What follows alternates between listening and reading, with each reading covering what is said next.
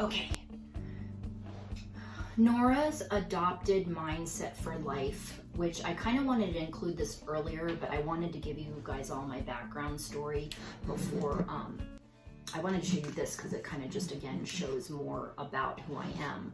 But what I wanted to say in this one to help you develop yours, and I'm constantly adding to my mindset. I wonder what more is going to come about in like another 5 or 10 years. Okay, so again, you already know where my concepts and things come from. So one of my favorite sayings, I don't know who said this, pain is information.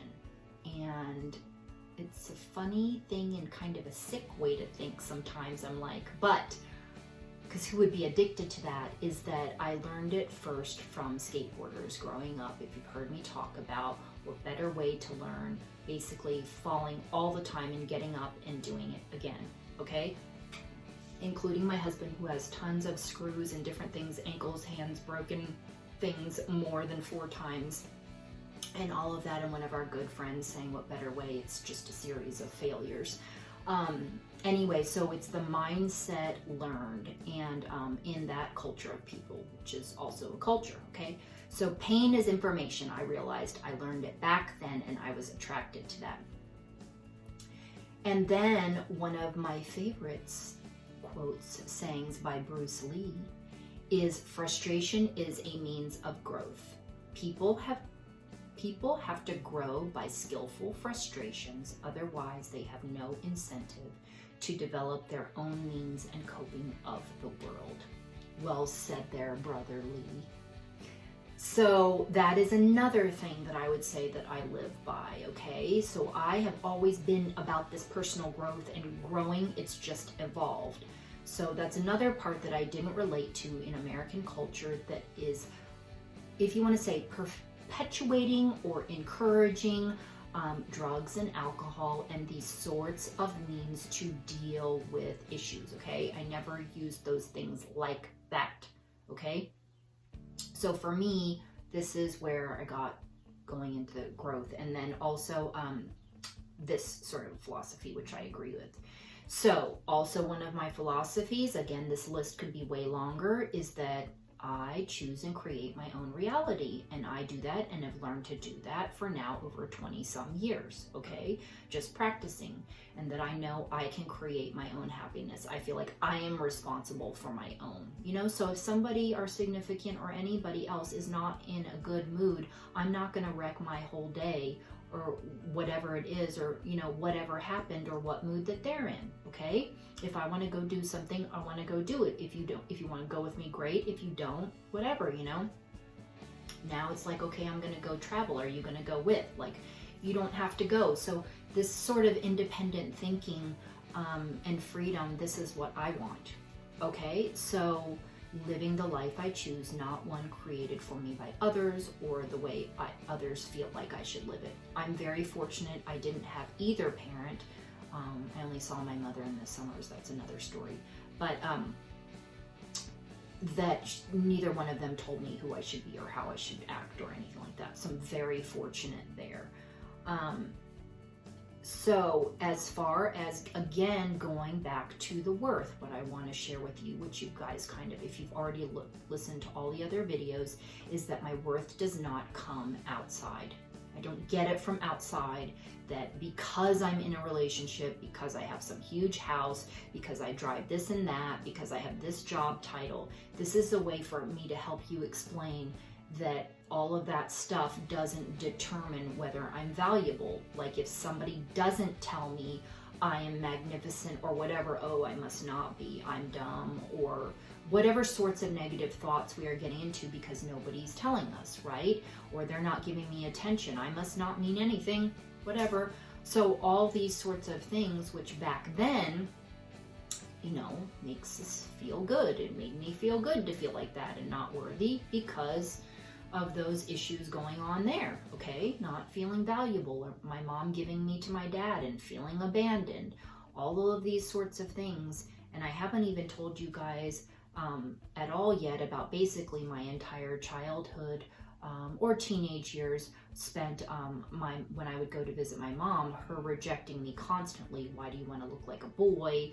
Why do you want this? Why don't you want to be pretty? How many kids she had, how many bills she had, and a lot of that, her narcissistic ways coming out like that, which is also why I have seen that kind of representation about women and certain things that they do that I don't agree with, or ugly traits, or whatever it is, you know? So I don't relate to that. So that's a little clip there that you didn't get to hear yet.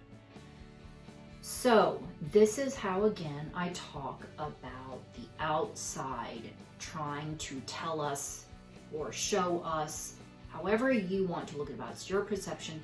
Not everybody perceives like this.